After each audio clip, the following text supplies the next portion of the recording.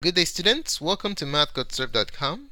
In this clip, we're going to be going over question 1 of the 2016 AP Calculus AB free response question. This one focuses on amount rate given a function and a table.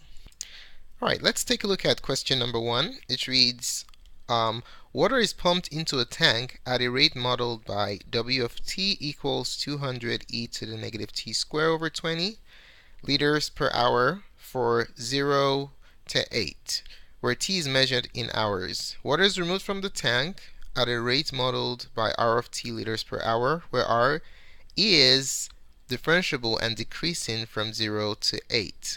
Select values of R of t shown in the table above at a time t equals 0, where there are 50,000 liters of water in the tank. So the A part, we are to estimate R prime of 2 and show the work that leads to your answer, including the units of measure. So how do we estimate the derivative, the instantaneous rate of change at 2? Okay, so we're looking for what R prime of 2 is approximately equal to. So first of all, let's go ahead and write down two formulas that will be guiding our problem solving process. So our formulas are as follows. First of all, how do we estimate the instantaneous rate of change? So the first formula is for estimating the rate of change or instantaneous rate of change, known as f prime of c. Now the instantaneous rate of change, f prime of c, let's write it as IROC, instantaneous rate of change, is equal to, well, instantaneous rate of change at, let's say, a c value, f prime of c. This is approximately the average rate of change on the interval AB, where c is in that interval, okay, where a is less than c and c is less than b. So you think about the smallest interval on the chart that contains c. That is what you're going to use for your a and b. Those are the two values that you will use to estimate the instantaneous rate of change. Okay? Alright, second formula, what on earth is AROC that we're going to be looking for? AROC, the average rate of change,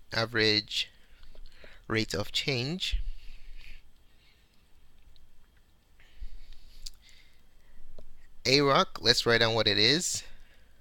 AROC, let's say on an interval AB, when you're doing an average, you need to have an interval. Is basically the slope of the line through those 2 points. Think about it as the slope of the secant line. Instantaneous rate of change is the slope of the tangent line. AROC is the slope of the secant line. And you do not need calculus to compute the average rate of change. This is a new standard that has been introduced into Algebra 1. So how do you find a rate of change? The average rate of change is y2 minus y1 over x2 minus x1. What on earth is this? This is your slope formula. Okay, so using the elementary notation, this is how you find the average rate of change. Using the advanced function notation is basically f of b minus f of a. That's y2 minus y1 divided by the difference in your independent variables, b minus a. Okay? So let's go ahead and do it. We want to estimate r prime at 2. Okay? So this is the instantaneous rate of change at x equals 2. Okay? So this is going to be approximately the average rate of change on what interval? So average rate of change on what interval? So let's go back to the table, and we're going to look for the smallest interval containing 2. Okay, that will help make our result more accurate. The bigger the interval, the less accurate it is. So where is 2 in this t domain here? We have 0, 1, 3. 2 is right here. So to compute our average rate of change, we're going to use this value as A, and we'll use this value right here as B. Okay? So there goes our A value, 1, and our B value is 3, which follows that this will be our f of A, and this will be our f of B.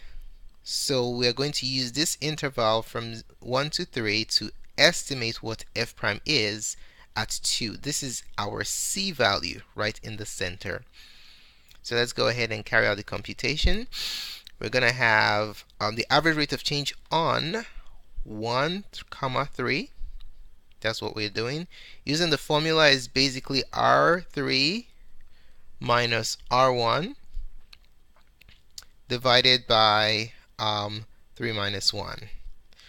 Using the table, R3 is 950 minus R1, which is 1190, divided by 3 minus 1, which is 2. Okay, so if you stop right here, you will get full credit on the AP exam. We are to find the estimation and also the units. Okay, so since we can use a calculator here, let's just finish it off. If you subtract this with your calculator, you get negative 120. Now, what is the unit? We just need to divide the unit for R divided by the unit for T. Okay, so if you go back to the table, let the table be your guide.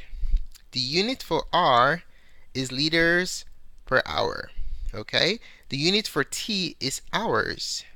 Yes. So what do we get when we divide liters per hour per hour? So if you have liters per hour, what is that going to become? So let's resolve the units over here.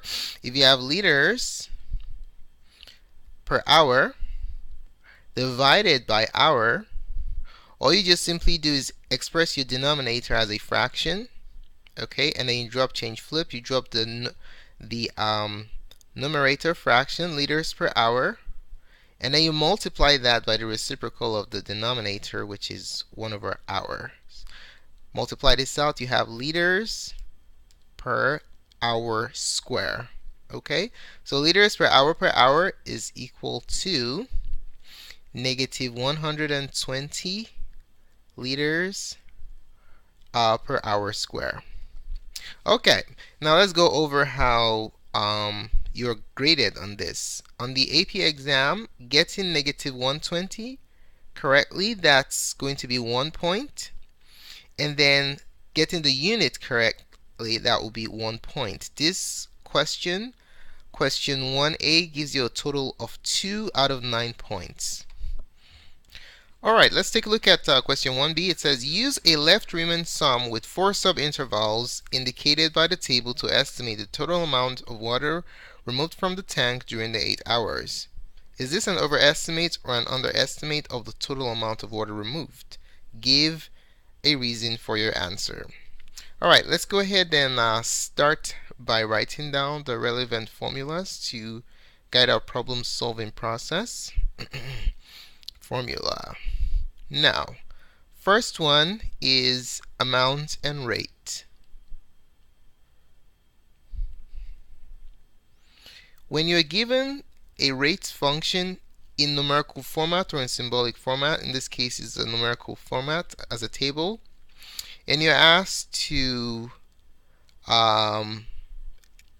calculate the amount, what do you do? When given the rate and you want to find the amount, you integrate. Okay, so the amount that's accumulated by that rate, amount accumulated from and for on a time interval, let's say from A to B, is simply the definite integral from A to B of the rate function. Okay, rate dt. That's what we are going to be looking at. And then the second formula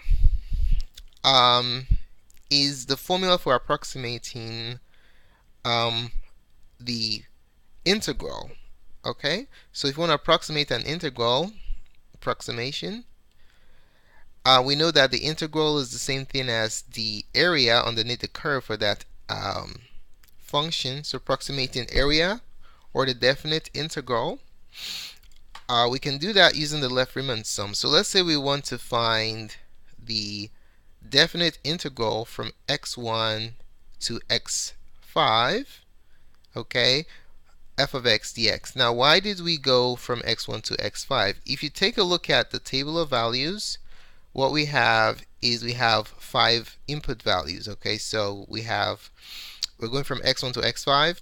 Let me just copy the table right here. Okay, so we're going from x1 to x5. So this is 1, 2, 3, 4, 5. Okay, so that's why I'm going from x1 to x5. Depending on the information given, and the number of values you have is always one more than the sub-intervals that you're going to be working with. So our definite integral can be approximated using rectangles or a trapezoid. In this particular case, we're using the left Riemann sum, which is a rectangle. We're going to call it the left rectangle approximation using 4 sub-intervals. So what we have is 4 rectangles. We're going to have 4 lengths and 4 widths. Okay? So what are our lengths? Let's do our widths first. So our widths are basically the length of the time intervals. So to do our widths, we're going to have the distance from 0 to 1. That will be the first width, W1. The distance from 1 to 3, that will be our second width, W2. Distance from 3 to 6, that will be W3. And then the last one will be W4. Okay? So imagine 4 rectangles with these widths. We're going to add them all together, okay? So we're going to have 4 rectangles, A1 plus A2 plus A3 plus A4. Now, we have width 1 plus width 2 plus width 3 plus width 4. Now, what do we need? We need the lengths, right? Because we know that the area of a rectangle is length times width. So let's see. We have 5 potential lengths here. We have L1, length 1, length 2, length 3, length 4, length 5. So which one are we going to ignore? We need to eliminate one. Since we're looking at the LRAM, we're going to eliminate the rightmost endpoint. Okay, so when you're doing the LRAM, you take all the values to the left of the right endpoint. So we're going to eliminate this right here. So we do not need L5. So our area is going to be L1 times W1 is the area of the first rectangle, L2 times W2 for the second, L3 times W3 for the third, and L4 times W4 for the fourth rectangle. Now, if we were doing 5 rectangles, if we were doing RRAM with 4 rectangles, what will we do in that case? In that case, we will cross out L1 and we will go from L2 all the way to L5. Alright, so that's basically how it works. So this is the formula that we're going to be using for the problem solving process. Alright, so the total amount removed,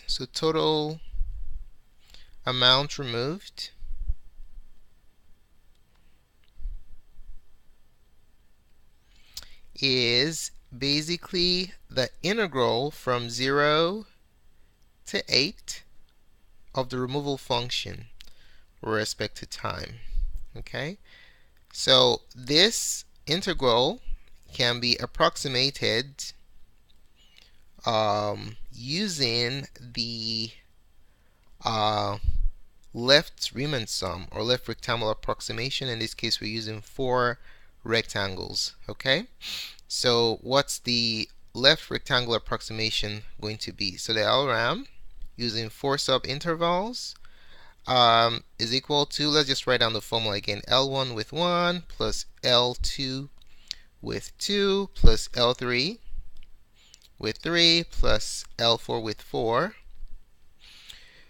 So L1 with 1 is just, we didn't calculate the widths yet, so let's go ahead and do that. So the width 1 is just 1 minus 0, which is 1. Width 2 is 3 minus 1, which is 2. Width 3 is 6 minus 3, which is 3. And then width 4 is 6 minus 8, which is 2. Okay? Alright, so let's go ahead and write it down. We're going to have length 1 is 1340 times the width, which is 1, plus length 2, which is 1190 times the width, which is 2, plus length 3, which is 950 times the width. Width 3 is 3, plus length 4, which is 740 times the width, which is 2. Okay? And then when you plug that into your calculator, you get 8,050. Are we done with the question? Well, this is amount, so it's in liters. Are we done with the question? We have to make sure we answer the question completely. We're told to estimate the total amount. We're not done yet. We're asked, is this an overestimate or an underestimate? So all we have to do is look at the trend of the function, and then that will tell us if it's an over or an underestimation. Okay, so if you look at what's happening here, let's make a rough sketch of the graph. So the trend is, what is the trend? The trend is that the output values are decreasing. Okay, so you have, first of all, you have 1340. Let's say this is 1340, and then you drop down to 1190, and then you drop down to 950. This is just a rough sketch, and then 740. Okay, so if a function is decreasing and you calculate the left rectangle approximation, is it going to be an overestimate or an underestimate? All you just have to do is put in a few rectangles, and that tells you the answer. Okay, so since we're looking at these values right here, our rectangles are going to look like this. They're going to start from the leftmost endpoint, and they're going to look something like this. There goes the first one, and there goes the second one, and then there goes the third one right there. So we have 3 rectangles. Now the area of the rectangle, if it's above the area of the underneath the curve, then it's an overestimate. If it's underneath, then it's under. If it's exactly the same, then it's exact. What do you notice here? The area of the rectangles are bigger than the exact area, which is the area underneath the curve. So this tells us that the estimate is going to be is an overestimate. Okay, this approximation is an overestimate, and that is because the function is decreasing. Okay, so let's go ahead and write down the answer. 8050 liters is an overestimation. Why? Because we are asked to provide justification, right? So why is it? It's an overestimation because the function is decreasing, which causes the left rectangles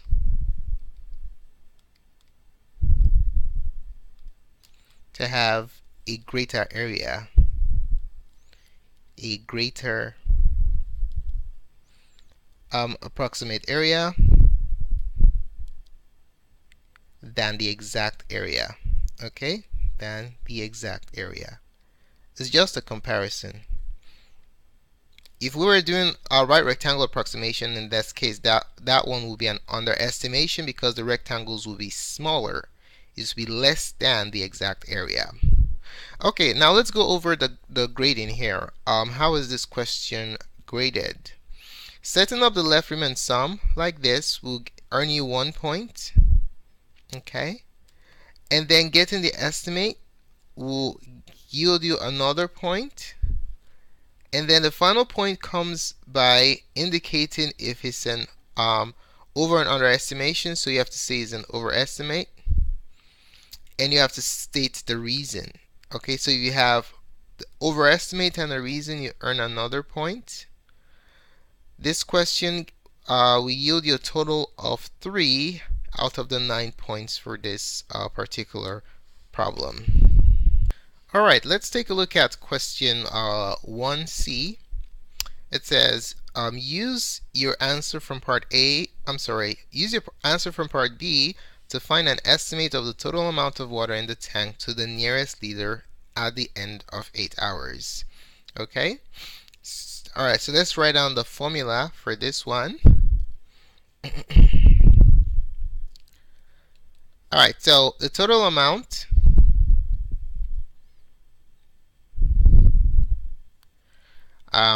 in the tank, we're looking at from 0 to 8 the entire time. Okay, so different things are happening here. We have the original amount that was in the tank, original amount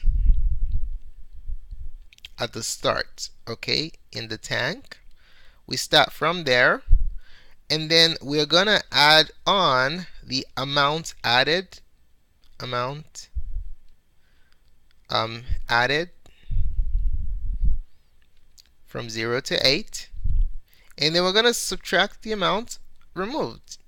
Okay, it's basic arithmetic, but we're gonna be using calculus to do the computations of certain parts.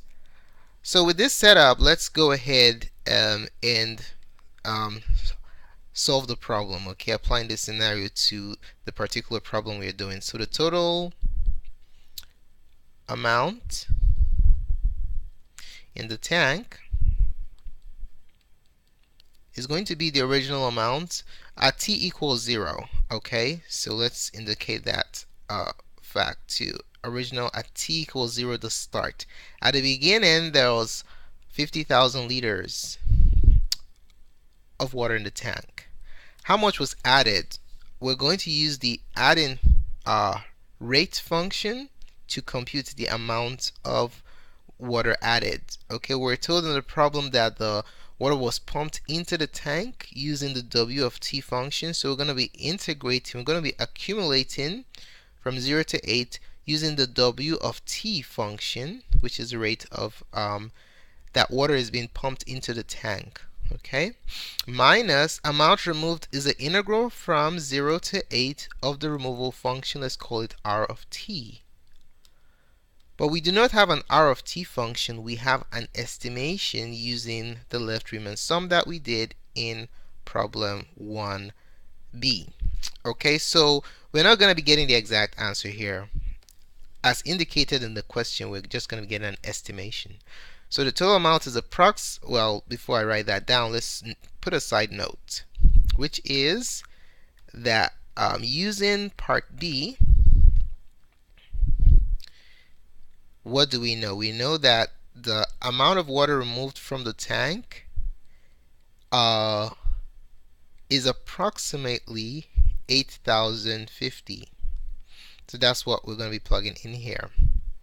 Okay, so the total amount of water in the tank from 0 to 8 hours is approximately 50,000 plus the integral from 0 to 8 of our W of t function, dt, minus 8050.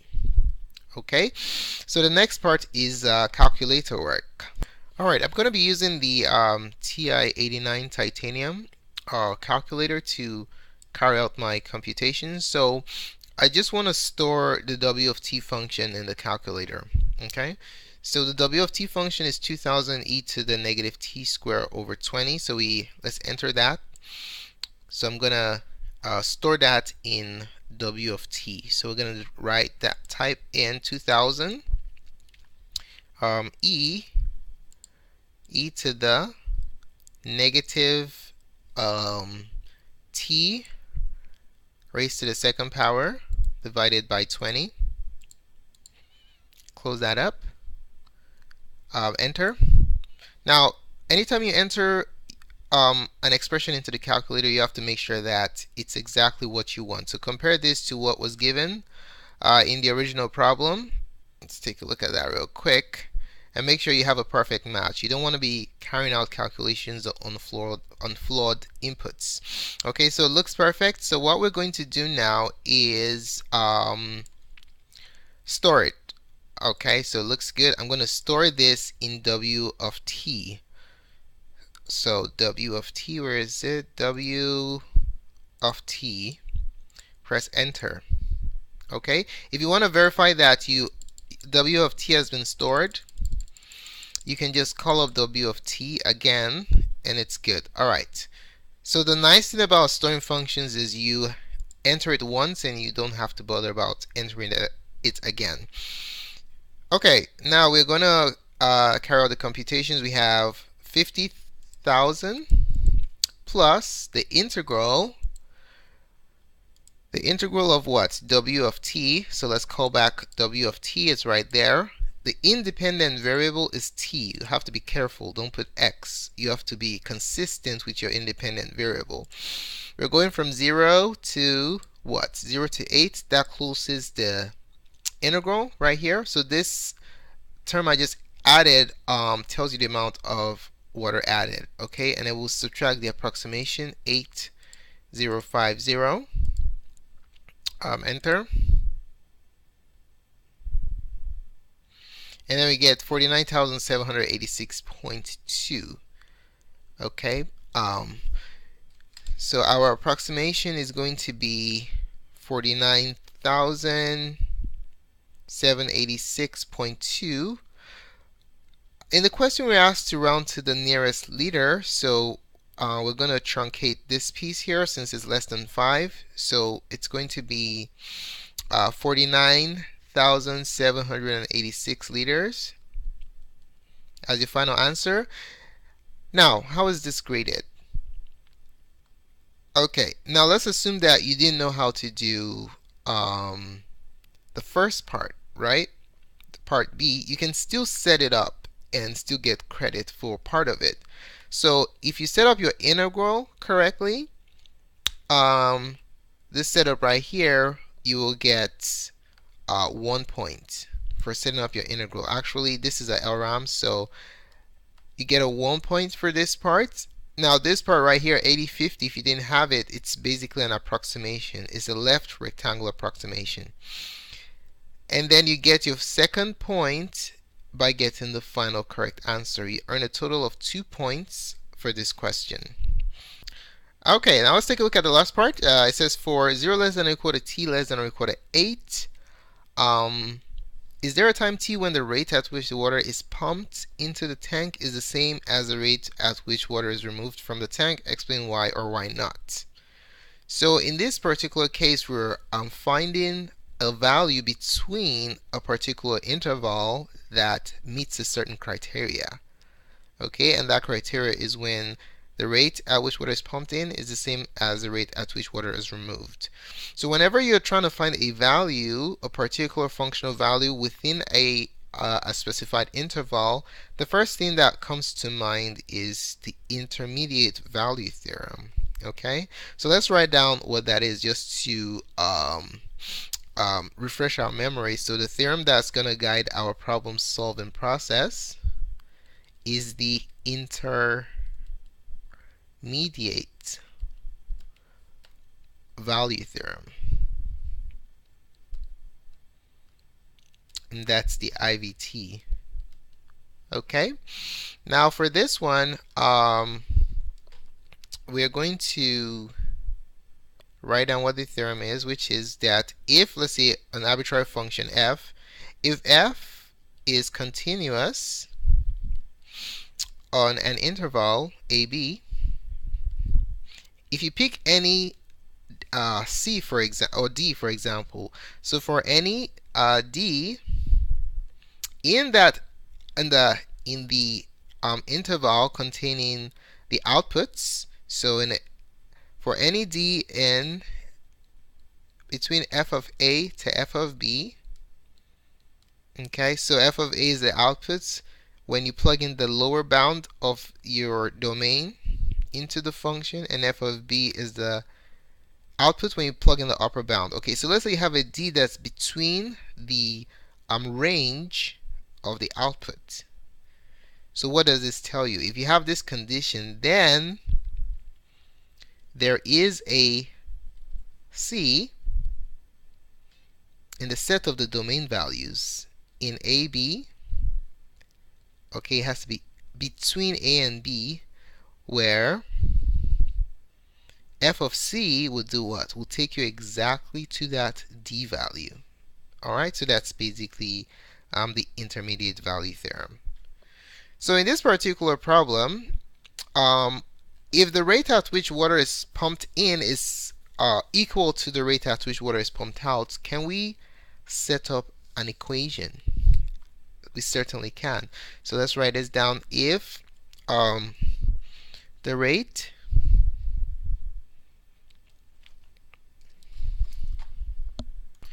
at which water is pumped in, that's W of t, and removed, which is R of t. If these two are says the same, if they are the same, then what do we have? Then there is a t in that interval 0 to 8, where we have where W of t is equal to R of t. Okay, there has to be a time where this happens, and if we solve this for 0, basically subtract R of t from both sides, what do we have? It also follows that we have a situation where W of t minus R of t is equal to 0. This, you can think about this as the net rate. Okay, the net rate, the net rate of the change of the amount of water that's flowing into the tank. So basically we're stating that there's a time when the net rate is equal to 0. Okay, so in order to show that a function attains a value that is equal to 0, it suffices to show that there is a point in time within the domain where the function was positive and then it goes negative, so where it changes from positive to negative, or a point in time where maybe it was negative before and then it changes to positive. So if there's a sign change in a function based on the intermediate value theorem, there has to be a point in time in that interval where it has to be 0. Okay, you can't jump from negative to positive or positive to negative without hitting the intermediate value between the sign change, which is 0. Okay, so let's go ahead and write down what we need to show here. So we need to show